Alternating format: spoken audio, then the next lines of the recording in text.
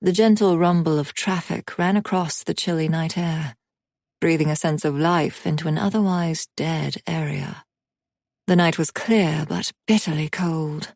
Frost danced across the neatly cut grass and gave the nearby gravestones a luster age otherwise denied them. Cemeteries were not one of my favorite places to be.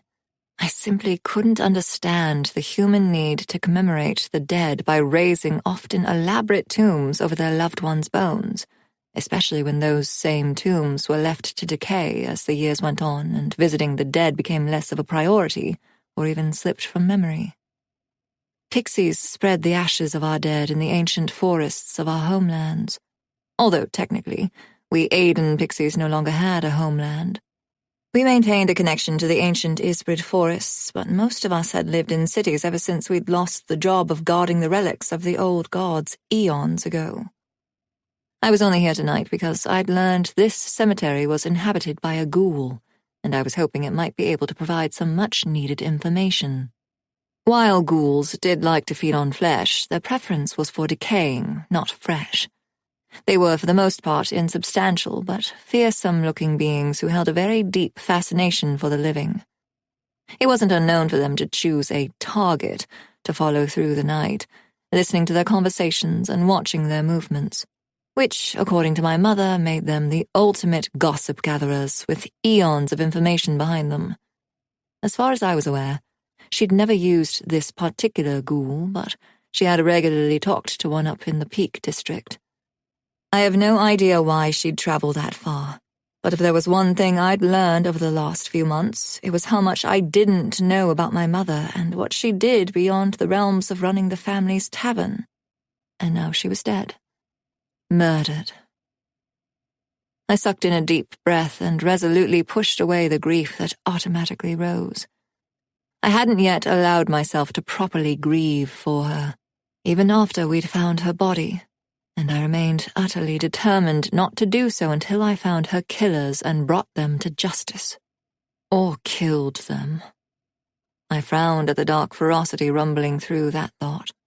Revenge never went well for us pixies. In fact, killing in general, unless in self-defense, was generally very bad news. Both the Aodhán and Teliac pixies, who co-guarded the relics with us before a light-fingered ancestor of mine had spoiled the gig for everyone, and who were the only other human-sized pixies of the 5 branches here in the UK, were notoriously hard to kill, but, like every gift a god gave, there was a flip side. In this case, it was the blood curse. Basically, if you shed blood without just cause, you doomed your offspring to a miserable existence, or faced servitude to the dead person's family until the debt was paid off. And the length of time spent in said servitude was decided by the old gods, not the relatives. Given the predilection of those gods for causing chaos in the lives of humans, and the likelihood of the punishment extending centuries rather than years, few of us ever dared to put the curse to the test. I certainly didn't want to be the first in my family to do so, especially when there were already too many old gods interfering in my life. The barely audible whisper of steps had me looking around.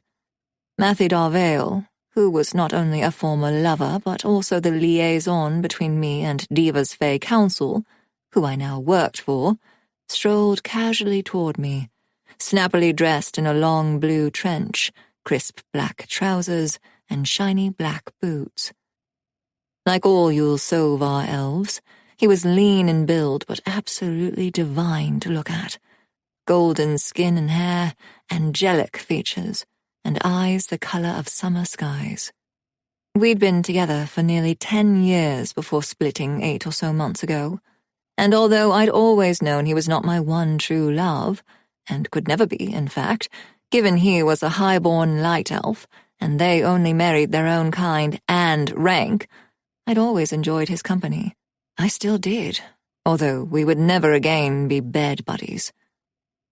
I pointedly glanced at my watch and said, "And what time do you call this?"